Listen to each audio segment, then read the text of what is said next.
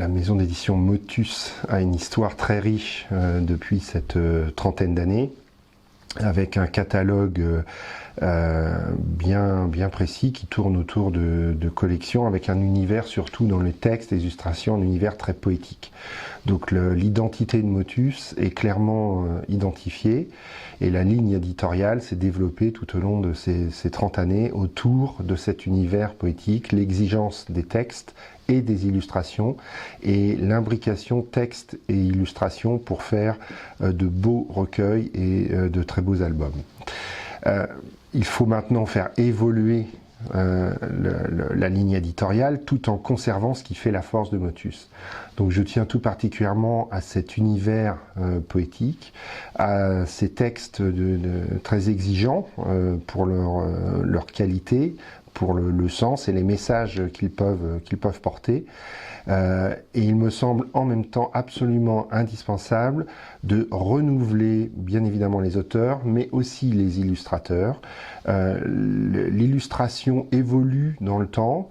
On n'illustre plus du tout de la même manière aujourd'hui qu'il y a 30 ans, et surtout il y a plein de très jeunes illustrateurs, bourrés de talents que nous connaissons, que nous rencontrons et avec lesquels nous voulons travailler. Donc pour marquer cette reprise des éditions Motus, je cherche à introduire dans notre catalogue de nouveaux auteurs et de nouveaux illustrateurs.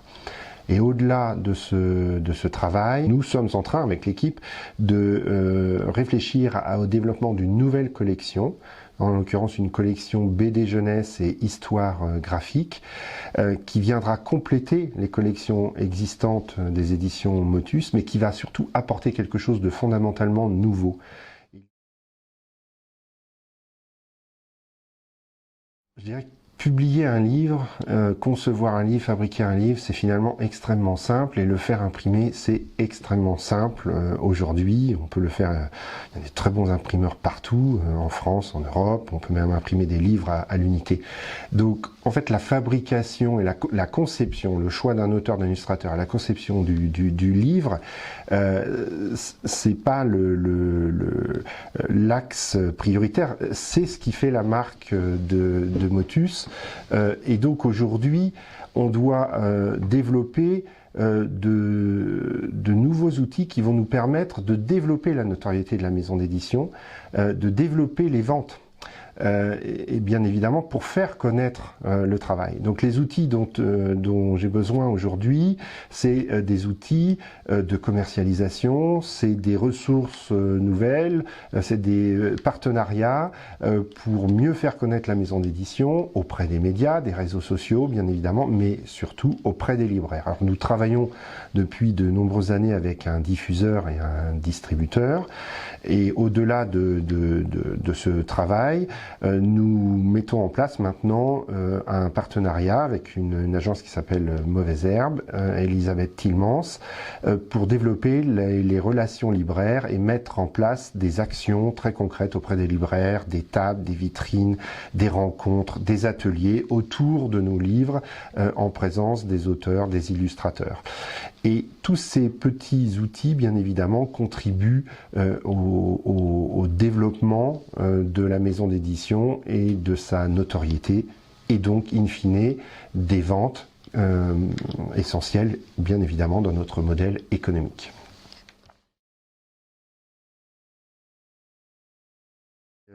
Au moment de la reprise de la maison d'édition Motus, j'avais été en contact avec Hervé Delangre, qui dirige le cabinet Axial, et puis nous avions commencé à discuter du contexte de cette reprise et de ce qu'il était nécessaire de faire au moment de la reprise d'une maison d'édition avec une telle histoire. J'ai laissé passer la reprise, j'ai mené la reprise avec l'équipe et au bout d'un an, il m'a semblé très important de faire un audit. Donc j'ai repris contact avec le cabinet Axial et j'ai aussi pu rencontrer François Geoffroy Bernard lors d'une formation chez Normandie Livre et Lecture et nous avons pu définir le contour de ce que pourrait être une mission d'audit sur l'ensemble des éditions Motus, le catalogue, le fond, les orientations éditoriales, la commercialisation, la communication. Et c'est comme cela qu'est née la mission d'audit des éditions Motus menée par le cabinet Axial. Tenons l'un et l'autre au cabinet Axial, qui est le seul cabinet en France spécialisé pour la filière du livre. Et donc nous sommes depuis 2014 8 consultants associés. On a tous un parcours dans le domaine du livre. On a encore même d'autres activités en plus, toujours dans le domaine du livre. Et nous avons chacun un domaine d'expertise. Donc moi c'est plutôt le marketing appliqué au livre. Et moi c'est le commercial et la diffusion. Donc avec Pierre Longanet et déjà la personne qui va s'occuper de la communication, Émilie. Je les ai rencontrés en fait lors d'un atelier que j'ai animé sur la 4e de couverture pour Livre et Lecture Normandie à Caen. Et il s'est dit que c'était vraiment le bon moment pour vraiment faire cette mission et faire appel à nous.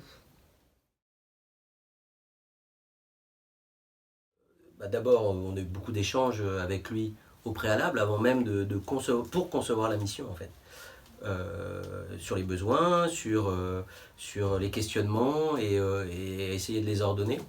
Et du coup, on a proposé effectivement une mission donc axée sur le positionnement éditorial et sur le commercial, la commercialisation, la communication.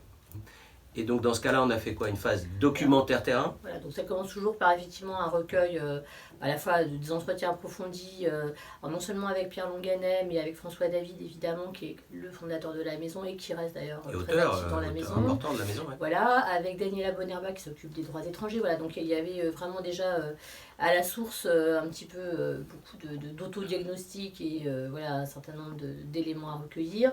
Pour la partie commerciale, beaucoup de statistiques et un tableau de bord. Et en fait, la mission, elle commence déjà là, puisque ça me permet de voir où en est rendu l'éditeur sur la maîtrise des données, et de quelles données il dispose et comment il les organise. En termes de documents, moi je demande aussi les documents promotionnels ou les argumentaires de vente. Et en l'occurrence, justement, dans la phase terrain dont tu parles, donc dans la méthodologie, on a proposé effectivement de faire des entretiens approfondis. Donc j'ai fait avec 6 libraires les plus différents possibles, à la fois spécialisés ou pas, en jeunesse, et 2 bibliothécaires, parce que évidemment sur ce marché-là c'est très très important, pour avoir vraiment la perception justement des éditions Motus aujourd'hui par rapport à d'autres éditeurs jeunesse, etc.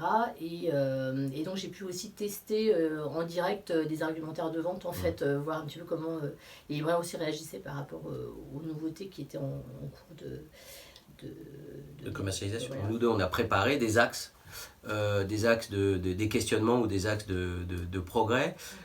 Pour tout ça, pour culminer dans une journée qu'on a passée tous ensemble, et Pierre a souhaité que ce soit avec toute son équipe, ce qui est bien.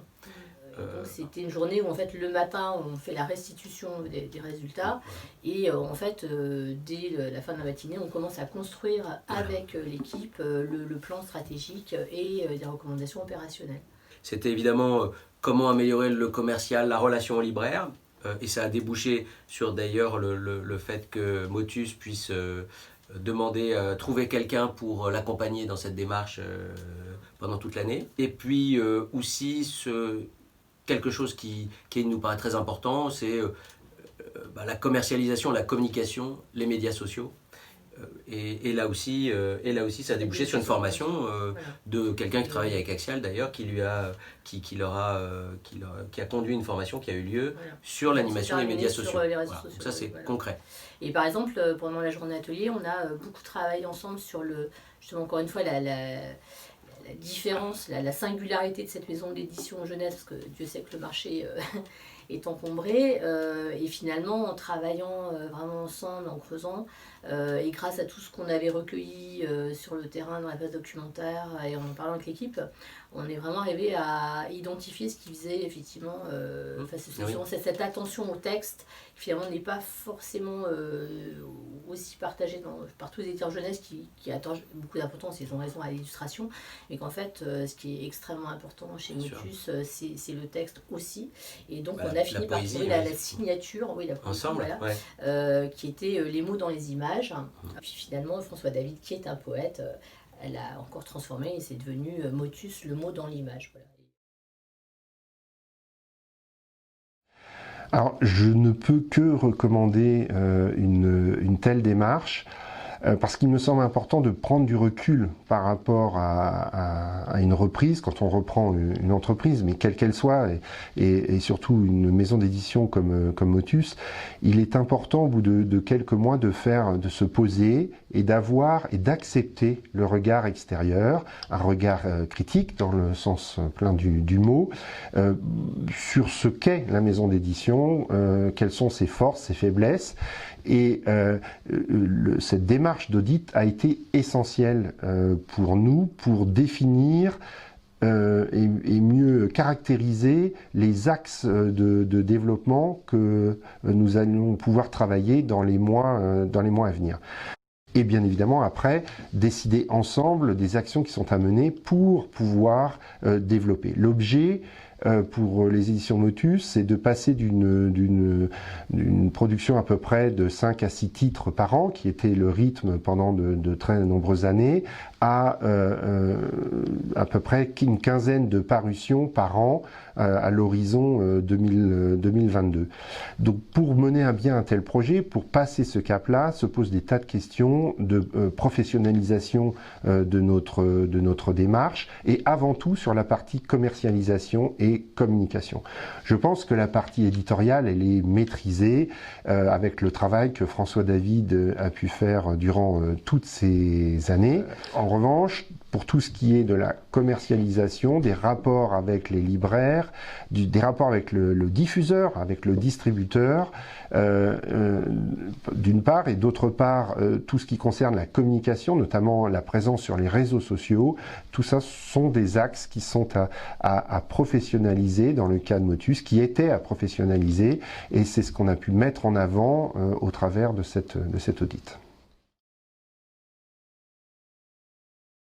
Nous avons mis en place ce partenariat avec l'agence Mauvaise Herbe et Elisabeth Tillmans pour développer notre communication tant auprès des libraires qu'auprès des médias. Et c'est directement à la fin de cet audit et sur recommandation de quelques contacts par le cabinet Axial que j'ai pu rencontrer Elisabeth Tillmans, que j'ai pu expliquer mon projet de développement et que nous avons mis en place ce projet de partenariat. Ça, c'est un exemple très concret. Un deuxième exemple concret, nous avions 4 collections, la collection Pomme Pirate Papillon Poésie, une collection Album, une collection Livre-Objet et une collection Mouchoirs de poche, des petits livres, petits formats. Et quand on analyse les ventes de ces petits livres, qui sont de très beaux petits livres, on peut constater que, en fait, il est difficile, de par leur format, de par leur épaisseur, enfin, pour entrer dans des choses très techniques, de les faire exister en librairie. Donc ce que nous avons décidé à l'issue de notre travail avec le cabinet Axial, c'est de mettre en sommeil cette collection et de réfléchir un peu pour pouvoir refaire exister ces titres, mais dans un autre format, en les faisant illustrer. Donc en fait de profiter de notre fond, du texte, des textes qui sont là, de cette trentaine de titres de cette collection Mouchoirs de poche, pour les présenter d'une autre manière, les faire revivre et leur donner une autre chance dans ce nouveau format. Un dernier exemple très concret, pour nous améliorer sur les réseaux sociaux afin de mieux communiquer.